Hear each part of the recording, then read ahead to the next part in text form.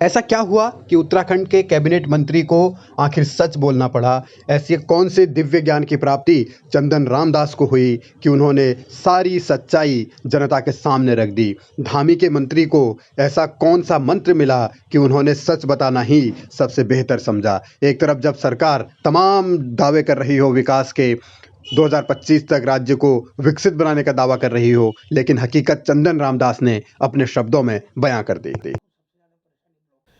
वास्तव में सबसे ज़्यादा पलायन पौड़ी जनपद में है। 500 ग्राम सभाएं ऐसी हैं जहां पूरे गांव के गांव बंजर हैं, जिनके वहां ताले लटके हुए हैं, जो दुर्भाग्यपूर्ण है। जनपद पौड़ी एक बहुत बड़ा ऐतिहासिक जनपद है, कमिश्नरी है। वहां विकास के नए आयाम करने पड़ेंगे, रोजगार के संसाधन जुटाने पड़ेंगे। वहां पर्यटन के क्षेत्र में कडोलिया जैसे बहुत सुंदर स्थान हैं और ऊंची ऊंची चोटियां हैं। मैंने वहां का निरीक्षण किया, मैंने देखा, और कोशिश होगी कि हम पहाड़ के पानी और पहाड़ के जवानी को जब तक हम पहाड़ में नहीं रोकेंगे और तब तक ये पलायन का दंश रुकने वाला नहीं है। इसके लिए रोजगार सृजन की आवश्यकता सबसे ज़्यादा है, इसका प्रयास हमको करना पड़ेगा।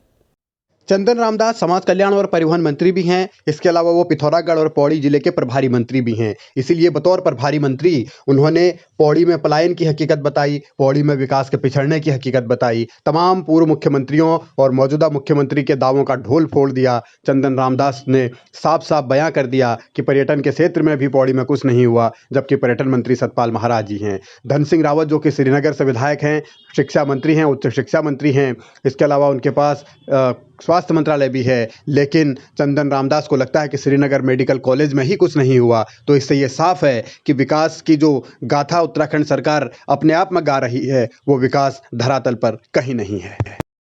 जो मैंने आकलन किया उस हिसाब से वहाँ की जो भौगोलिक स्थिति है वो बहुत विषम है, और उस भौगोलिक विषम स्थिति के कारण मैंने भी वहाँ देखा रोडों की स्थिति बहुत जर्जर है।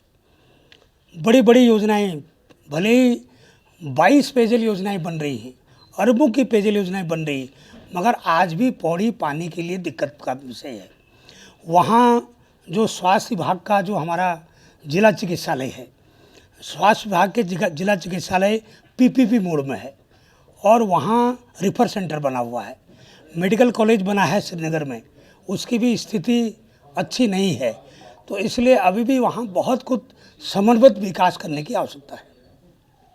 धामी के ये मंत्री का कबूलनामा बताता है कि पौड़ी के साथ और उत्तराखंड के साथ किस तरीके से छलावा हुआ है। अविभाजित उत्तर प्रदेश में पौड़ी से मुख्यमंत्री रहे हेमवती नंदन बहुगुणा, उसके बाद त्रिवेंद्र रावत अभी 2021 तक मुख्यमंत्री थे, बीच में तीरथ रावत का भी मुख्यमंत्री बनने का चांस आया, उससे पहले निशंक भी मुख्यमंत्री रहे हैं, खंडूरी रहे हैं, विजय बहुगुणा रहे हैं, पौड़ी जिले का प्रतिनिधित्व करते रहे हैं। अब धामी मुख्यमंत्री के साथ साथ पेयजल मंत्री भी हैं, लेकिन उनके ही मंत्री कह रहे हैं कि पौड़ी में पानी की भारी किल्लत है। पर्यटन मंत्री सतपाल महाराज हैं, केंद्र में मंत्री रह चुके हैं, लेकिन विकास के नाम पर उन्होंने क्या किया, यह भी अब सवाल है। धन सिंह रावत भी बड़े बड़े मंत्रालय तो संभाल रहे हैं, लेकिन उनका ही स्वास्थ्य विभाग पीपीपी मोड पर चल रहा है, ये खुद उनके मंत्री कह रहे हैं। तो इससे अंदाजा लगाया जा सकता है कि विकास के नाम पर उत्तराखंड के साथ किस तरीके से धोखा अब तक होता आ रहा है। 22 साल का हो गया है उत्तराखंड, लेकिन जमीन पर काम दिखते नहीं, और मंत्री खुद इस बात को अगर कबूल करें तो जाहिर है कि आने वाले दिनों में अब उनकी बातों पर अमल होगा या फिर उन पर ही सरकार एक्शन ले लेगी। इस बात को लेकर आशंकाएं बढ़ गई हैं।